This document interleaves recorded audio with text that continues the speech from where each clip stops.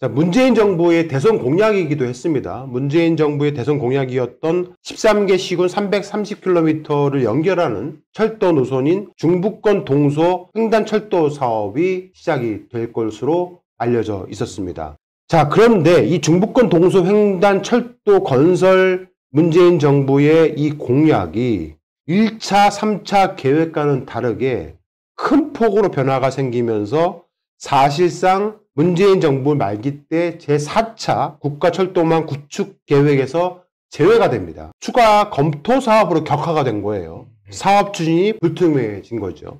그래서 철도 노선 사업에서 제외되는 게 아닌가라는 얘기들이 오고 갔고, 중부권 동서 횡단철도 이 사업과 충청산업 문화철도 사업은 사실상 파기가 됐던 사업이었습니다.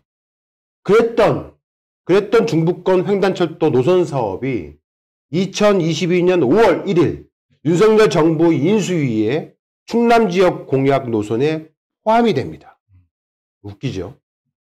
갑자기 윤석열 대통령이 당선이 되자마자 충청도가 낳은 대통령, 충남의 아들이라며 부친인 윤기중 연세대 명예교수 출신지가 충남 논산 공주란 점을 이용해서 새 정부가 출범하면 충남 역시 비약적인 발전을 이룰 것이라고 하면서 충남을 국가균형 발전 핵심지로 발전시킨다는 공약을 내세웁니다. 거기까지는 근사해요. 네, 뭐 오랜 지역 이제 네. 그 동서를 가로지르는 철도에 대한 수요나 요구는 어느 정도 있었으니까. 네. 그리고 문재인 정권 때도 대선 공약으로서 했고, 네. 그다음에 이제 대선 공약으로서는 충분히 다시 내세울 만한 여기까지는 정상으로 보이긴 네. 합니다. 하지만 문제는 예. 문재인 정부 때 그렸던 노선이 변경이 됩니다. 노선이 다시 그려져서 이렇게 중부권 동서 횡단철도 건설 사업이 개시가 됩니다. 거의 이번 김건희 로드라고 알려진 이번 고속도로 게이트와 거의 유사한 패턴이 아닌가 싶습니다. 맞습니다. 이따가 다시 노선을 보여드리겠지만요. 현재 보시고 있는 노선은 전체 노선입니다. 중부권 동서 교통망 개선을 위해서 충남 서산, 충북, 경북, 울진까지 322.4km를 잇는 중부권 동서 횡단철도 건설을 재추진하겠다는 이제 공약을 하게 된 겁니다.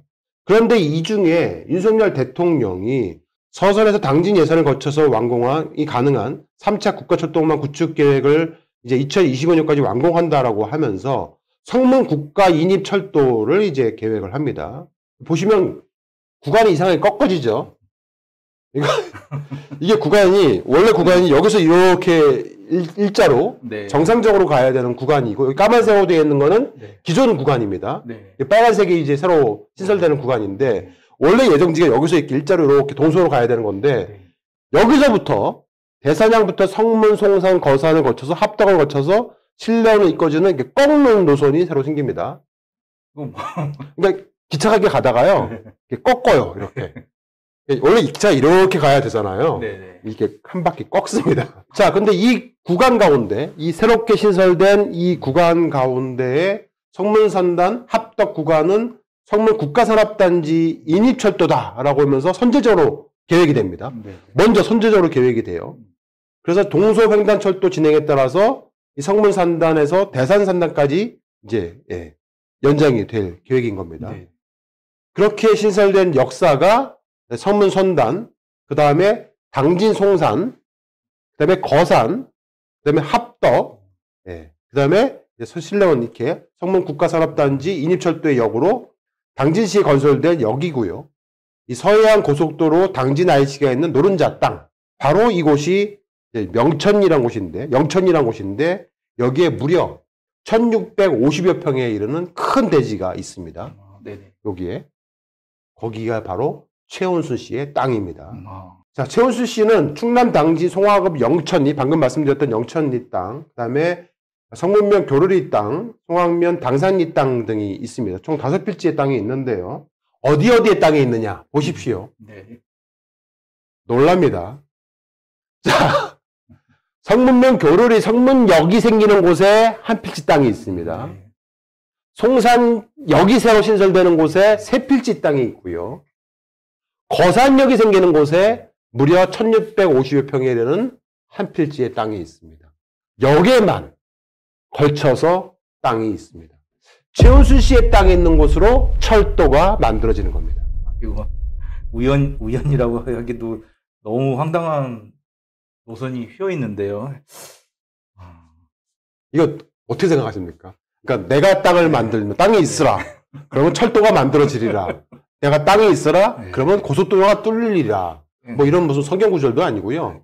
거의 뭐 부동산의 신급 같습니다. 그러니까 자기가 땅을 사놓은 곳으로 기차가 지나갑니다. 거기까지 좋아요. 네. 지나갈 수 있다고 쳐요. 우연하게. 네. 근데 거기에 하필이면 역이 생깁니다. 역이. 자기가 지나가는 철도에 역이 딱딱 생기는 곳에 어떻게 미리 알고 땅을 사놓을 수 있을까요?